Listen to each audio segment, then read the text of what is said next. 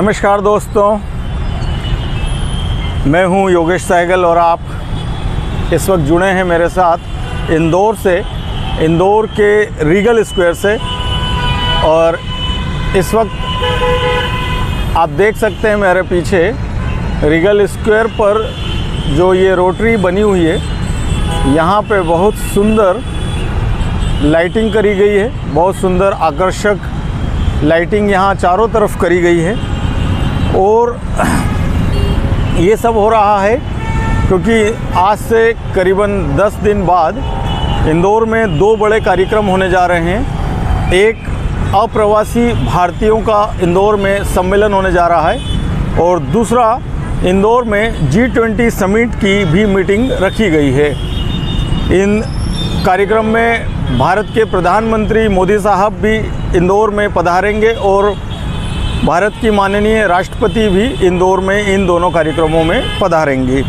इंदौर दुल्हन की तरह सज रहा है। इंदौर की हर सड़क, हर चौराहा, हर कोना चमकाया जा रहा है। पैसा पानी की तरह बहाया जा रहा है और इन सब से इंदौर की सुंदरता भी बढ़ रही है। इसमें कोई दो मत की बात नहीं है। इंदौर की सड़कें वैसे ही बहुत स्वच्छ थी, लेकिन अब और ज़्यादा स्वच्छ हो रही हैं और ज़्यादा सफाई उनकी की जा रही है। सड़कों के अलावा हरियाली बढ़ाई जा रही है। इंदौर में जहाँ पर पेड़ नहीं थे उन चौराहों पर पेड़ों का ट्रांसप्लांट किया जा रहा है। कोशिश की जा रही है कि किसी भी तरह से इंदौर को जितना भी स्वच्छ और सुंदर दिखाया जा सके वो दिखाया जाए। इसकी कोशिश, इसके प्रयास मध्य प्रदेश सरकार, इंदौर प्रशासन और इंदौर के माननीय जितने भी जनप्रतिनिधि हैं, सबकी भूमिका के साथ ये हो रहा है। और इन सब में जितनी मेरी जानकारी है और जितना मुझे सूत्रों के माध्यम से ज्ञात हुआ है, करीब 500 करोड़ से ज़्यादा का बजट इंदौर को इस पूरी सुंदरता के लिए, इस पूरे कार्यक्रम को सफल बनाने के लिए प्रदेश सरकार से मिला है। 500 करोड़ रुपए इंदौर को सुंदर दिखाने के लिए खर्चा किए जा रहे हैं। 500 करोड़ एक बहुत बड़ी राशि होती है। 500 करोड़ रुपए इसलिए इंदौर में खर्चा किए जा रहे हैं क्योंकि इंदौर 2 दिनों के लिए जो अप्रवासी भारतीय और G20 समिट के जो मेहमान इंदौर आएंगे, उन्हें जब वो इंदौर की सड़कों पर निकलेंगे तो इंदौर उन्हें सुंदर लगे। इंदौर की सड़कें, इंदौर के चौराहे, इंदौर की बिल्डिंग्स, इंदौर का हर एरिया जहाँ से भी वो गुजरे वो उन्हें अच्छा लगे, देखने में खूबसूरत लगे। इंदौर की जो आन और बान है, स्वच्छता के प्रति जो इंदौर का पूरे देश में नाम है, उस पर कोई दो मत ना आए। अच्छी बात है, होना भी चाहिए।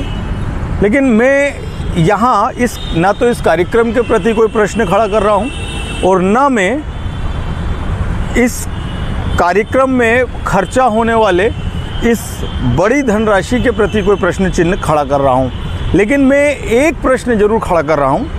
मैं इतना कहना चाह रहा हूँ कि जैसे 500 करोड़ हमने 15 दिन में खर्चा कर दिए इंदौर को सुंदर दिखाने के लिए, अच्छी बात है। लेकिन एक उदासीनता हमारी सरकारों की, जिसमें आज बरसों हो गए हैं हमारे प्रदेश की शिक्षा व्यवस्था चरमराई हुई है, सरकारी शिक्षा व्यवस्था। इन 500 करोड़ रुपए को अगर हम सरकारी स्कूलों को अच्छा करने के लिए अगर खर्चा करते हैं, अगर इन 500 करोड़ से सरकारी स्कूलों को अगर बेहतर सुविधाओं के लिए अगर वहाँ इतनी ही शिद्दत से, इतनी ही तत्परता से, इतनी ही दिल से अगर 500 करोड़ रुपए इंदौर ज़िले के, या इंदौर ज़िले नहीं, मैं समझता हूँ इस 500 करोड़ में तो कम से कम 5 जिलों के जो सरकारी स्कूल है उनका कायाकल्प किया जा सकता था। तो हमारी सरकार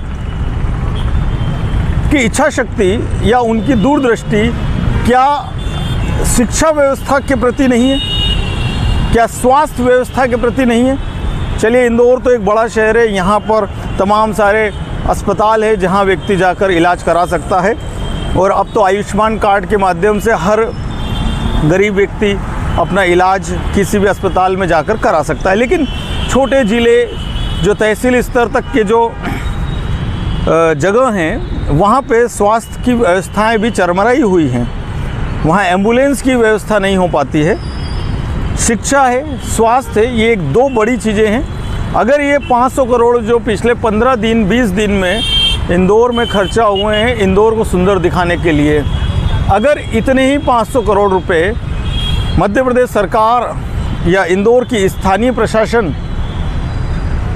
अगर यहाँ की शिक्षा और स्वास्थ्य सेवाओं को सुधारने के लिए इतने ही दिल से अगर खर्चा करें, तो ये इंदौर का नाम पूरे विश्व में पहचाना जाए, पूरे विश्व में लोग इंदौर को जानेंगे, पूरे विश्व में लोग इंदौर का उदाहरण पेश करेंगे।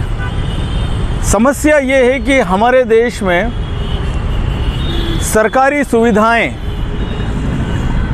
एक तरह से ये माना जाने लगा है कि सरकारी सुविधाएं जो है वो गरीबों के लिए है, और वो उन लोगों के लिए हैं जो अत्यधिक गरीब है, जो कुछ कमा नहीं पा रहे हैं, जिनका आर्थिक हालात बहुत ख़राब है।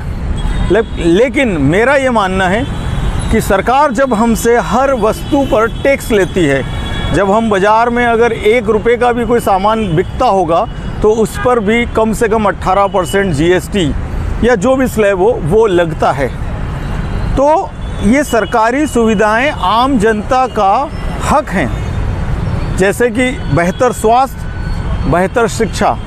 ये दो सुविधाएं सरकार की ओर से मैं समझता हूँ पूरी तरह से मुफ्त या निम्नतम शुल्क पर जनता को मिलनी चाहिए।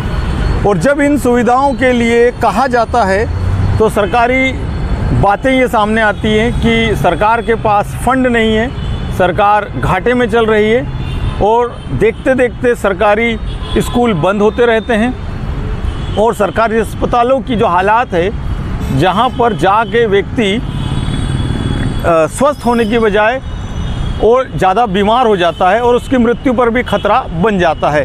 तो ऐसे में जब हम हमारे शहर को सुंदर बनाने के लिए 500 करोड़ या शायद उससे भी ज़्यादा, उससे भी बड़ा अगर हम इन्वेस्टमेंट कर सकते हैं, और एक ये वो इन्वेस्टमेंट है जिसका शायद रिटर्न भी नहीं आएगा, क्योंकि जो आपने चौराहों पे रंगाई पुताई करी है, आपने चौराहों पे जो लाइटिंग करी है, ये तो सब इसका लॉन्ग टर्म में क्या रिटर्न है, ये समय के साथ सब पुराना हो जाएगा। लेकिन अगर इन 500 करोड़ रुपए से, इतने ही 500 करोड़ रुपए से अगर आप एक बहुत बड़ा स्कूल बनाते हैं, या कम से कम इस 500 करोड़ में मैं समझता हूँ 50 स्कूल, बड़े 50 स्कूल बन सकते हैं जो सर्व सुविधा संपन्न होंगे। एक स्कूल, सरकारी स्कूल को जिसमें कक्षा 1 से कक्षा 12 तक की पढ़ाई कराई जा सके, जिसमें 100 से 200 300 विद्यार्थियों को पढ़ाया जा सके। कितना खर्चा आ सकता है एक इतनी बड़ी बिल्डिंग को खड़ा करने में? एक इतना बड़ा इंफ्रास्ट्रक्चर अगर आप बनाते हैं तो मेरा ये मानना है मुश्किल से 10 करोड़, मैंने अधिकतम राशि बोली है शायद, इसमें 10 करोड़ रुपए में बड़ी से बड़ी बिल्डिंग खड़ी की जा सकती है जिसमें स्कूल संचालित हो सके। तो 500 करोड़ में आराम से आप 50 स्कूल बना सकते हैं, और वो 50 स्कूल में जब 5 से 10 हज़ार बच्चे, 20 हज़ार बच्चे पढ़ेंगे तो वो देश के लिए बेहतर भविष्य बनाएंगे, वो अपना भी बेहतर भविष्य बनाएंगे और देश का भी बेहतर भविष्य बनाएंगे।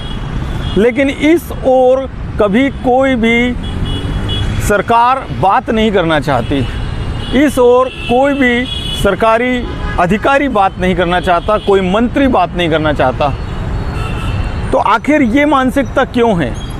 जब हम सरकार से कहते हैं कि भाई आप सरकारी सुविधाएं बढ़ाइए, यदि आपको हम कहते हैं कि आप बेहतर शिक्षा दीजिए, बेहतर स्वास्थ्य दीजिए, तब सरकार उदासीन हो जाती है इन बातों पर। और जब सरकार का स्वार्थ होता है या सरकार का जहाँ पे इंटरेस्ट ज़्यादा है, ऐसी परिस्थितियों में सरकार हजारों करोड़ रुपए पानी की तरह भी बहा देती है। तो ये जो मानसिकता है सरकार की, ये बदलनी चाहिए, ये मैं कहना चाहता हूँ। और मैं आपसे फिर ये कहूँगा कि इस तरह के प्रश्न जनता, सभी जागरूक जनता को खड़े करने चाहिए कि जनता के टैक्स का पैसा, जिस पैसे से सरकार डेवलपमेंट करती है, उसे कहाँ यूज़ करना है, उसे बताने का हक और पूछने का हक जनता को होना चाहिए। जनता के पास वो हक है, लेकिन जनता शायद डरी होती है, जनता शायद अपने कामों में इतनी व्यस्त है, या जनता अपने छोटे छोटे स्वार्थों में इतनी उलझी हुई है कि जनता पूछना ही नहीं चाहती सरकार से, जनता पूछना ही नहीं चाहती अधिकारियों से। जनता कहती है कि भाई मेरा काम बन रहा है तो मुझे क्या फ़र्क पड़ता है, कौन जाए समाज सेवा करने। लेकिन ये समाज एक एक इंसानों को जोड़ने से बनता है, और अगर समाज का हर इंसान इसी तरह सोचेगा कि भाई मेरा काम बन जाए, मुझे क्या फ़र्क पड़ता है इस समाज से, तो ये तो पूरा समाज दूषित हो जाता है, और इसी तरह ये समाज दूषित होता आया है। तो मैं यही कहूँगा कि आप रुपया खर्चा करें, विकास दिखाएं, विकास करें भी, लेकिन सही विकास क्या है पहले ये समझें। किसी भी देश, राज्य और शहर का सही विकास ये होता है कि वहाँ की जनता बेरोजगार ना हो, वहाँ की जनता के पास आय के स्रोत हों, उनके पास रोजगार हो, दूसरा उनके पास प्रॉपर शिक्षा हो, उनके पास प्रॉपर शिक्षा का स्रोत हो, उनको बेहतर स्वास्थ्य की न्यूनतम दरों पर बेहतर स्वास्थ्य की सुविधाएं मिलें। आज हम ये बोलने में मैं नहीं हिचकिचाऊंगा, और मैं जानता हूं कि मैं सही कह रहा हूं कि आज मध्य प्रदेश जैसे राज्य में स्वास्थ्य की हालतें इतनी चरमराई हुई है। आप किसी सरकारी अस्पताल में जाकर कभी अपना इलाज करा के देखेंगे तो आपको समझ में आएगा कि मध्य प्रदेश में स्वास्थ्य की क्या स्थिति है, स्वास्थ्य विभाग की क्या स्थिति है, अस्पतालों की क्या स्थिति है।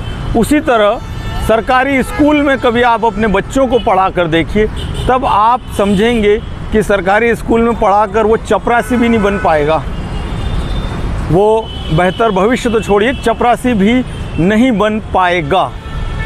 तो प्रश्न खड़े होने चाहिए कि हमारे टैक्स का रुपया कहाँ खर्चा हो रहा है और क्यों, कहाँ खर्चा होना चाहिए, कहाँ खर्चा हो रहा है, और गलत जगह अगर हो रहा है तो क्यों हो रहा है। जब जनता ये प्रश्न सरकारों से पूछना शुरू करेगी, तब सरकारें जो नींद में सोई हुई हैं वो शायद जागेंगी।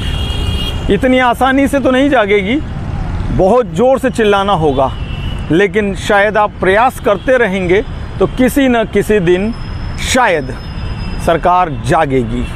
तो कोशिश कीजिए। जय हिंद।